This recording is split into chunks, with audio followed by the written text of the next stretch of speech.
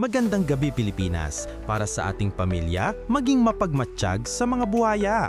Narito po ulit ang update natin para sa lagay ng ating panahon ngayong hapon po ng October 9, 2025. Sa ngayon po ay patuloy pa rin ang pag-ihip ng amihan sa may extreme northern Luzon at northern part ng northern Luzon, habang may daloy po ng southwesterly wind flow diyan sa may Palawan, Visayas at Mindanao. At may dalawang bagyo pa rin sa labas ng PAR, ngunit hindi na po banta ang mga yan dito sa ating bansa. At sa ating long-range forecast, wala pa naman pong bagyo na nakikita na tatawid dito sa ating kalupaan for the next 5 to 7 days o hanggang sa susunod kadalawang linggo ay posible po na storm-free tayo.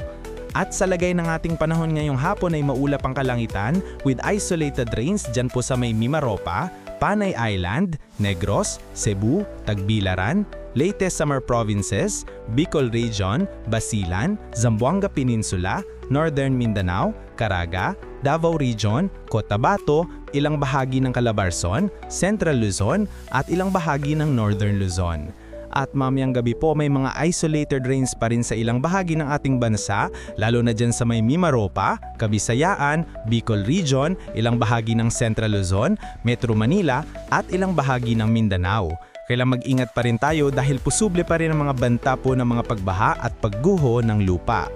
Samantala naman po sa ating mga baybayin, wala naman po tayong nakataas na anumang gale warning signals, pero iba yung pag-iingat lamang po kung papalaot tayo para po mas makaiwas sa mga sakunang pangkaragatan. Para sa mga isyong napapanahon, dapat laging maging in for the nation. Here is our inspirational quotes of the day. Hindi sa porma o ayos ng pananamit nagiging gwapo ang isang lalaki, kundi kung paano niya itrato ng maayos ang isang babae.